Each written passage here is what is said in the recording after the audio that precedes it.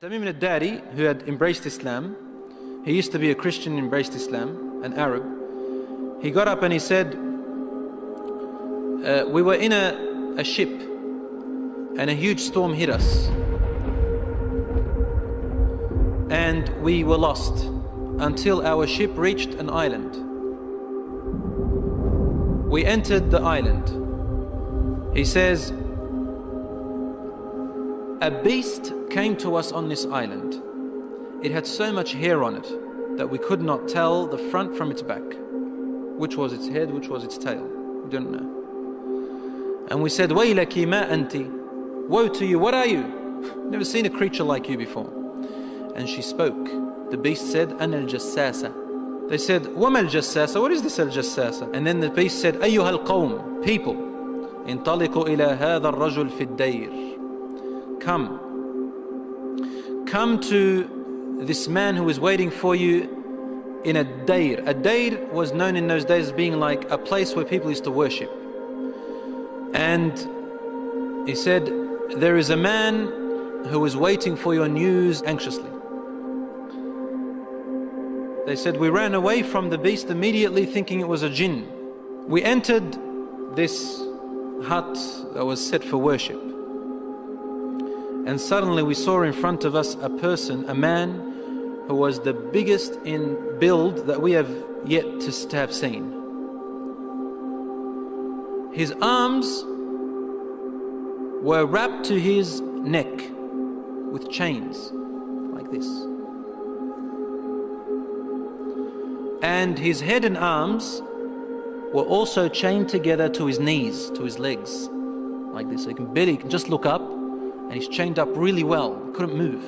We said, what are you? And he said, you are able to hurt me because I'm chained up.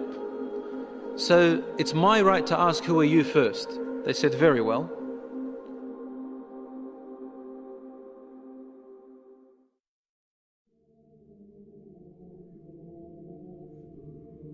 We are people from the Arabs.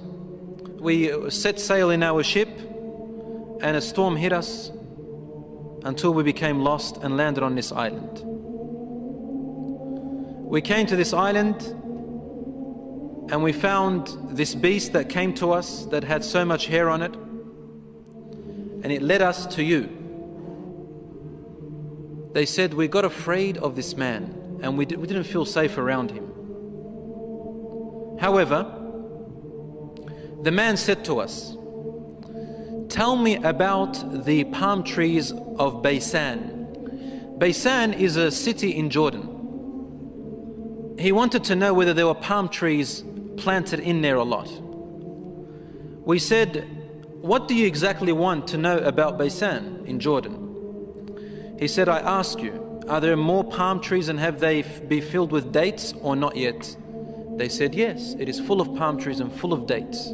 More than many other places in what we know. He said, soon its palm trees and dates will become scarce. Will no longer give fruits. Today, really, in Jordan, dates are scarce now. It used to be in history, abundance. Now listen. He said, now explain to me about Buhayra Tabariyya. You know what Tabariyya is? Which ocean, which sea that is? Okay, the Tabariyya Sea. It's also close to Sham. They said, what do you want to know about it? He said, does it have water in it? They said, yes, there's lots of water. He said, soon its water is going to go away. It's not going to exist anymore. And truly today, the water has gone drier than before.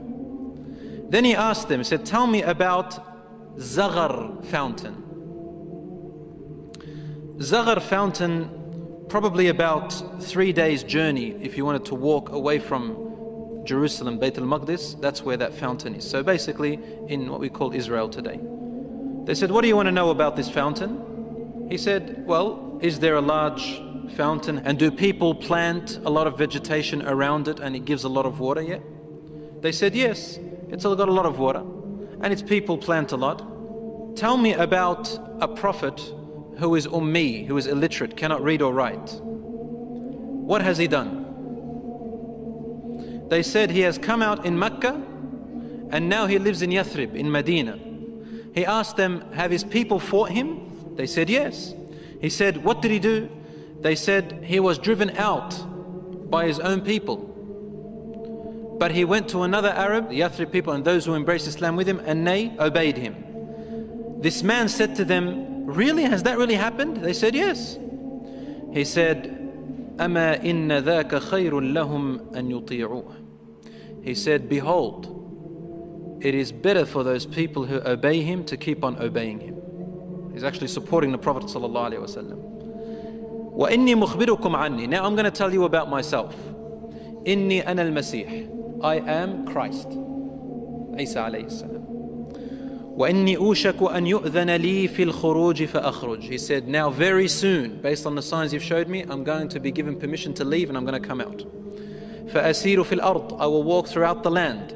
فَلَا أَدَعْ قَرْيَةً إِلَّا هَبَطْتُهَا فِي 40 لَيْلَةً. He said, there wouldn't be a village or a city or a place on earth except that I would have reached it, all in 40 days. The whole world in 40 days. غَيْرَ مَكَّةَ وَطِيبَةَ. All except two places, Mecca and Tiba, Medina. فَهُمَا مُحَرَّمَتَانِ عَلَيَّ كِلْتَاهُمَا. He said, they are both forbidden for me to enter.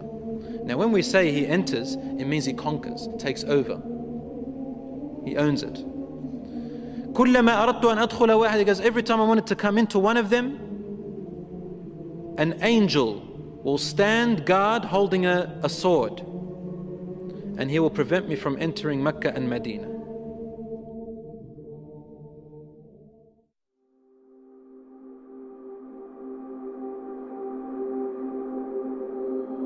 Rasul sallallahu alayhi wasallam started grabbing his stick and sort of he put it close to his hip, sallallahu alayhi wasallam, and then he began to bang, to hit the ground with it like this. But he was sort of tense, sallallahu alayhi wasallam. Something very important. He was really tense about it, and he hit the floor and he said, "Ala hadhihi tiba." Behold, everyone, this is Tiba. Meaning he's pointing, this is Medina. He's in Medina, he's saying, this is Tiba, which you are in right now.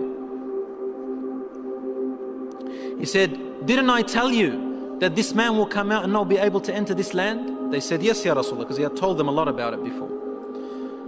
He said, the hadith of Tamim al-Dari, wallahi, amazed me as he told me about him. Because it's the same as what I used to tell you about Mecca and Medina.